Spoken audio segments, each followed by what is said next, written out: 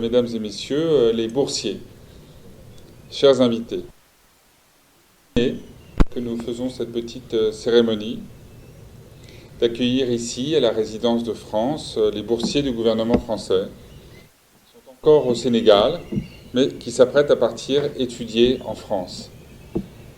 J'ai envie de vous dire, vous en avez de la chance. D'abord, vous allez étudier, quoi de plus merveilleux. Ça fait tellement longtemps que je n'ai pas étudié. Et puis, aller en France, belle aventure. Alors, une centaine de bourses sont offertes cette année par les différents secteurs de la coopération française. Les plus nombreux, environ 70, effectueront des séjours de recherche dans le cadre de leur doctorat ou de leur post-doc. Ils renforceront les liens étroits qu'entretiennent le Sénégal et la France en matière de recherche scientifique, caractérisée par la présence au Sénégal de l'IRD et du CIRAD. On ne le sait pas toujours, c'est ici au Sénégal que ces deux grands organismes de recherche, l'IRD et le CIRAD, je salue les représentants ici, je vois Laurent, peut-être que Sylvie est là, ces deux organismes de recherche ont leur base principale en dehors de France, ici au Sénégal. Je voudrais aussi en profiter pour saluer le travail effectué par le CNRS et par l'Institut Pasteur. Alors, outre le développement de la recherche, ce soutien aux doctorants et post-doctorants a pour objectif de renforcer le corps professoral des universités sénégalaises. La croissance rapide des universités, j'allais dire la multiplication même des universités, puisque depuis que je suis ici, au moins 2 d'entre elles sont apparues. La pression démographique, la montée des taux de scolarisation. On sait qu'aujourd'hui, je crois que 10% d'une classe d'âge passe le baccalauréat, et il y a des perspectives très importantes pour augmenter ces taux de réussite et pour augmenter évidemment les effectifs en termes d'étudiants. Le renouvellement aussi, tout simplement, du corps professoral. Tous ces sujets nécessitent une formation, un développement, et la France est heureuse d'y apporter sa pierre, sa petite pierre, car nous savons que ces défis sont gigantesques, et nous savons qu'il est essentiel de pouvoir répondre à la question de l'employabilité des jeunes dans un pays en rapide mutation. Les former n'est qu'un des aspects du sujet. Il faut évidemment aussi faciliter le développement des entreprises et du secteur formel. Les former est en tout cas une des thématiques majeures de notre cadre de coopération, avec comme base le futur campus franco-sénégalais. Vous le savez, le président Macron était ici début février et il a fait véritablement de l'éducation sa priorité de son action en Afrique et en particulier au Sénégal. Il n'y a pas, bien sûr, que l'activité d'enseignement. D'autres secteurs bénéficient aussi de bourses. Parmi vous, sans doute, des artistes, des fonctionnaires, des représentants de la société civile, des créateurs d'innovation et d'entreprises vont bénéficier également de ces bourses pour renforcer leurs capacités et développer leur activité. N'oublions pas non plus les plus jeunes. Quand je dis les plus jeunes, je parle de ceux qui vont passer bientôt au terreur leur baccalauréat. Et 2 d'entre eux ont reçu des bourses Excellence Major.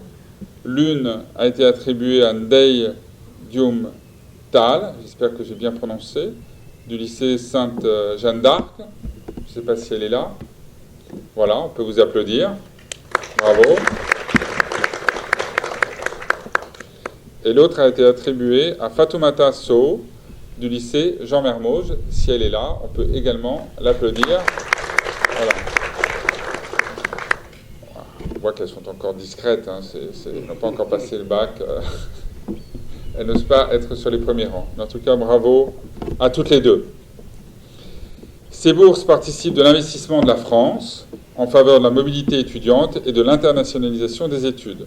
Bien sûr, la France est fière de son système éducatif. La modestie n'a jamais été le fort des Français. Mais peut-être a-t-elle de bonnes raisons dans le secteur éducatif d'être fière. Et en tout cas, elle veille à ce que ces universités soient attractives aux étrangers.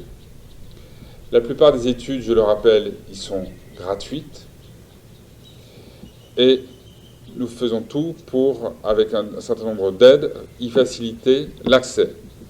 Certains peuvent même financer leurs études en travaillant et en bénéficiant des dispositifs d'alternance et de stage. Dans ce monde globalisé que nous connaissons, nous sommes convaincus que cette mobilité est un enjeu important de rayonnement, de partage aussi, de culture, de civilisation. C'est également la qualité du partenariat avec le Sénégal qui passe par cette mobilité.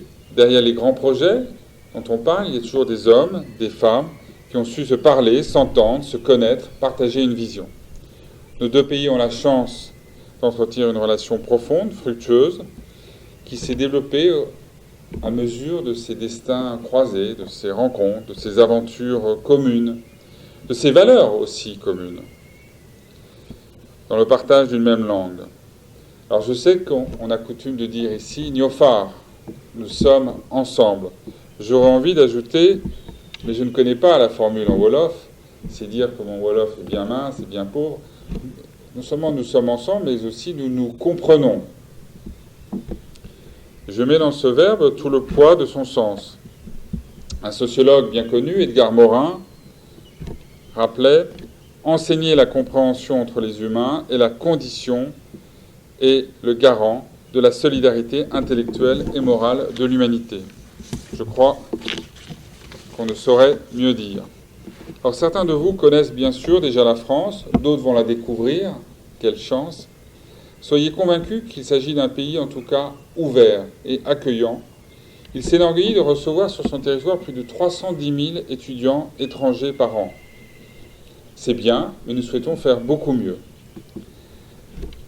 D'abord, une nouvelle loi qui a été adoptée le 7 mars 2016 vise à faciliter l'accueil et l'intégration de tous ceux qui ont choisi la France comme destination d'études. Désormais, la délivrance d'un titre de séjour pluriannuel après 1 an de séjour en France est généralisée. Voilà une mesure importante.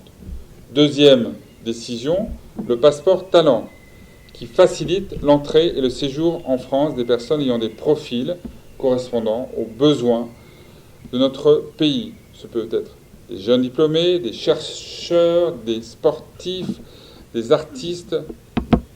Cette mesure passeport talent a été renforcée, si vous avez entendu le discours du président Macron à Ouagadougou.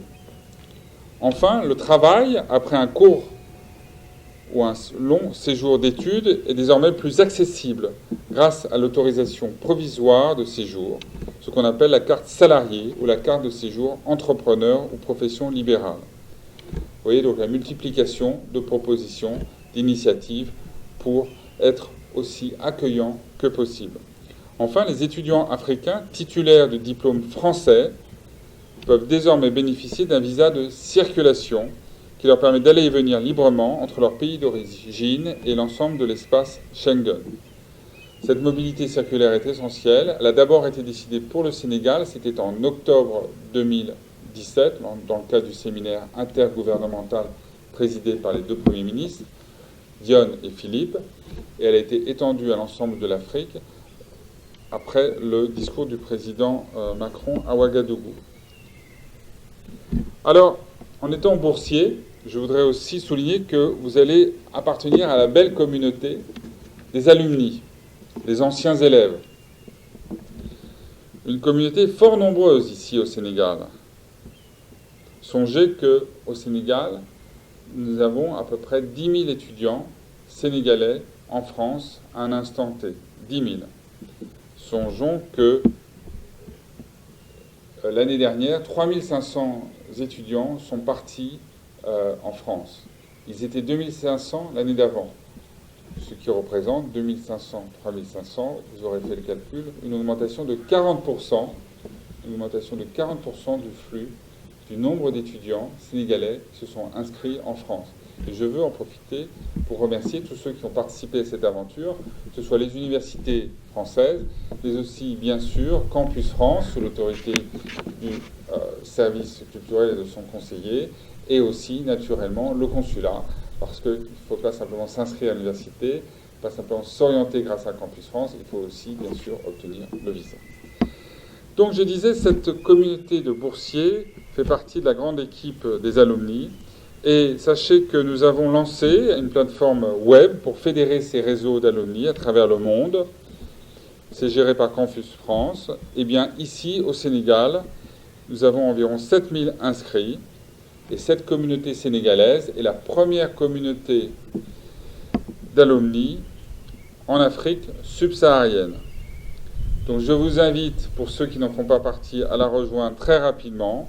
C'est un réseau influent où vous vous ferez des amis, vous trouverez des opportunités d'emploi et vous pourrez à votre tour exercer une forme de solidarité intergénérationnelle.